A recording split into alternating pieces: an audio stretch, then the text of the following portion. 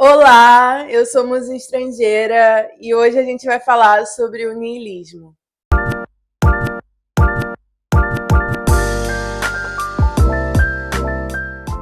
Niilismo trata-se da concepção filosófica que compreende a vida como aquilo que não possui nenhum sentido ou finalidade. Ou seja, não há certeza que possa servir como base para o conhecimento, para os hábitos e para as tradições. Bom, continuando nessa linha que a gente está construindo aqui no canal de produzir uma experimentação do pensamento, uma postura de requete, a gente está aqui apresentando algumas concepções filosóficas na maneira da gente lidar com a nossa experiência existencial e que às vezes a gente não sabe nomear.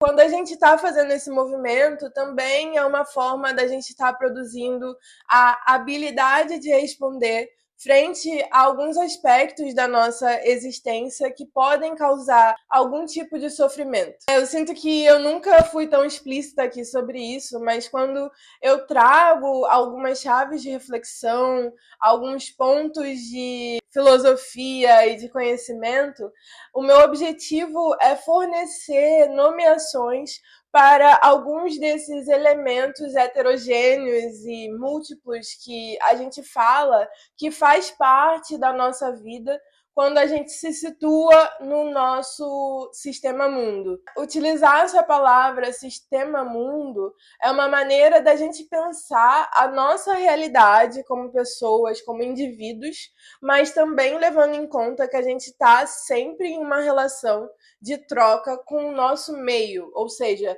com o ambiente que a gente vive. Então, aqui, de antemão, a gente está considerando que a nossa sociedade e as maneiras da nossa sociedade, ou seja, também os espaços menores que a gente faz parte, seja a nossa família, seja nosso ambiente de estudos ou de trabalho, seja aquele ambiente do nosso ou de nossa expressão artística, a gente está falando que temos sempre relação entre aquilo que nós carregamos como indivíduos e aquilo que a sociedade nos apresenta através das pessoas e outros indivíduos, né, nesse sentido, ou dos lugares que a gente ocupa. Então, como a gente entende que isso é de fato complexo da gente compreender e abarcar tudo de uma vez, a gente utiliza da ferramenta da filosofia para poder pensar um pouco mais amplamente sobre esse movimento que faz tudo isso fazer parte da nossa vida. Ou seja, aqui a gente entende que a vida é composta de diversos aspectos que a gente não tem tanto espaço para conversar com os nossos amigos, companheiros, no nosso ambiente de troca. São coisas que já se tornam pré-estabelecidas quando a gente está vivendo na nossa sociedade ocidental. No Brasil, a gente tem um jeito X e Y de falar sobre tal assunto. São coisas que a gente, aqui no canal, tá aos poucos buscando desconstruir, assim como Jacques Derrida nos apresenta, que é, primeiro, apresentar a questão como ela é, em todos os seus aspectos, na sua cadeia de significantes. Em seguida, retirar ou suspender alguma dessas peças, um desses significantes, desembolando aqui no canal, através de uma análise crítica, uma certa argumentação a partir da perspectiva afrocentrada, mas sempre pensando no seu aspecto holístico. Ou seja, a gente entra nesse aspecto de trazer a filosofia e as concepções filosóficas para compreender a nossa vida, a gente entende de antemão que cada pessoa vai ter uma abordagem singular em relação à vida. E aqui singular significa uma maneira específica e muitas das vezes única por conta da sua combinação de aspectos e fatores de algo ou alguém. Então, nessa singularidade, a gente entende que a maneira de refletir filosoficamente sobre a experiência não vai ser a mesma. Então, a gente traz a questão do niilismo como uma maneira da gente também tensionar isso que a gente traz muito principalmente com a frase Anko Jasaneb, né, da vida, da prosperidade, da saúde. Às vezes a gente busca a saúde, a gente busca viver sem sofrimentos, mas de alguma forma aquilo que compõe a nossa maneira de lidar com aquilo que nos afeta não contribui para essa situação se realizar na realidade.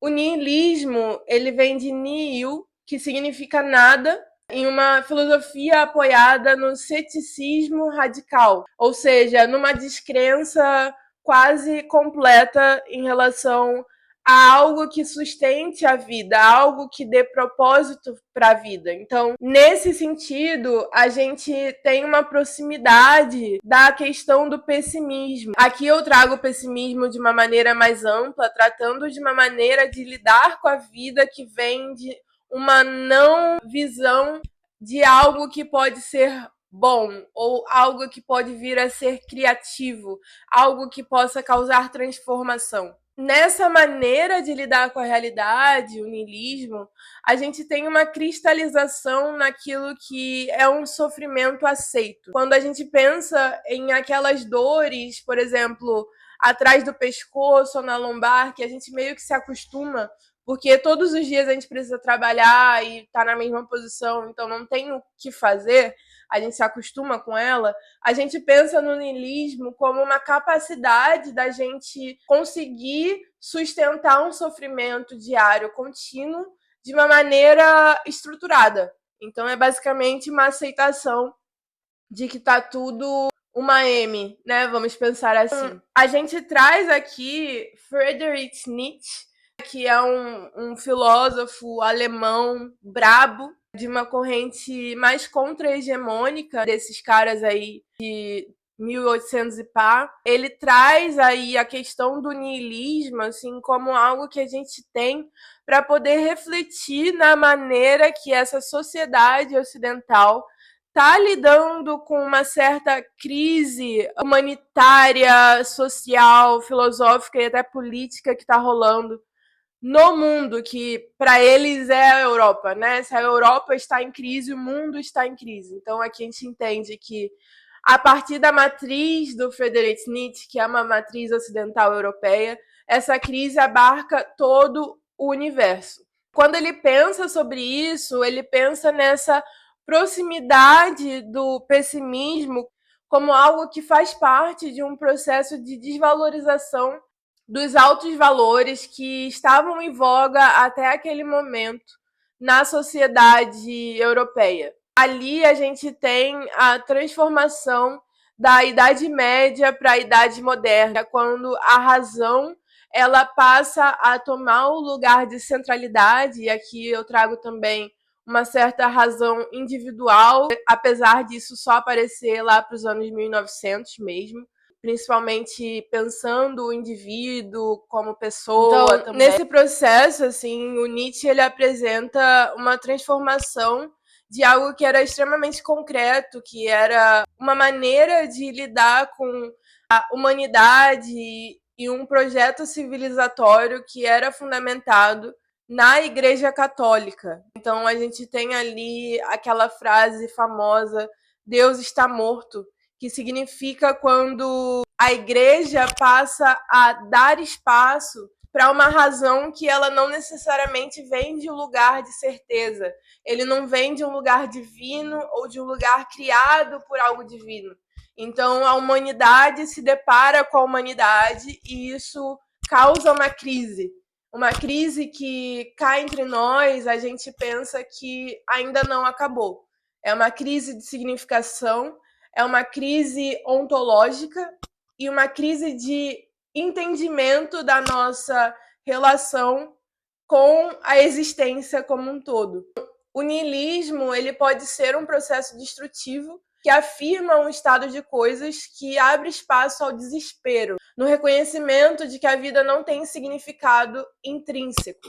Então aqui o niilismo ele é uma resposta àquilo que não teria uma outra saída até aquele momento. Era tudo muito voltado para a questão da igreja como uma explicação. Outras fontes de explicação meio que ficam de fora dessa possibilidade de construção até o pessoal da filosofia fica nesse meio do caminho de entender o que é possível de ser feito para poder contribuir com o entendimento da sociedade sobre a existência em sociedade.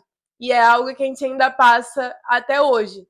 O Friedrich Nietzsche, ele apresenta uma relação de distância espectral, digamos assim, entre esse pessimismo que a gente apresentou no início e uma certa direção à libertação humana disso que é a falta de sentido. A crise existencial apresenta uma oportunidade para a gente poder se movimentar para longe desse pessimismo. A libertação humana passa a ser um horizonte, não necessariamente a ser buscado, mas necessariamente um horizonte. Então é uma oportunidade àquele sujeito que é criativo, que exerce a vontade de potência, que é justamente esse vetor que direciona para a libertação humana. A vontade de potência, ela nos permite a agência humana necessária para assumirmos essa responsabilidade pelo significado. A gente tem a oportunidade de pensar nesse espaço dos sentidos que a gente constitui esse sujeito, ou seja, onde a gente se apropria dessa razão da idade moderna e a gente se entende como indivíduos em relação a nós mesmos e também ao universo social. A gente trata dessas conexões que são econômicas, linguísticas e psicossociais. Então, aqui a gente está falando de uma certa subjetividade, né? Uma maneira da gente se fazer como pessoa, que ela vai estar sendo influenciada por esse ambiente que é a sociedade ocidental.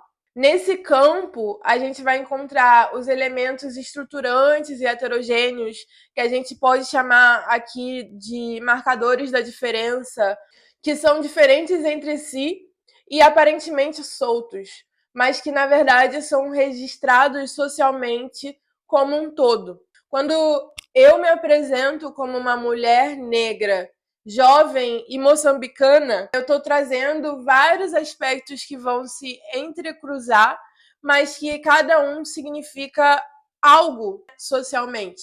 Só que esse registro ele vai se dar como um todo. A vontade de potência ela aparece também como uma proposição ontológica de lidar com essa trama que é complexa. A gente tem esse movimento, esse vetor de força que é a vontade de potência, para lidar com a falta de sentido. Isso se dá numa efetivação real e múltipla dessa vida que é encantada, que é inventiva, que é consciente e que se dá no movimento contínuo do campo da instabilidade e da luta, que é o sistema mundo. Ao nos situarmos nessa sociedade ocidental, a gente já está nos situando nesse lugar que nos demanda lidar com aquilo que é o caos da injustiça social, o caos da violência urbana, o caos da falta de humanidade exercida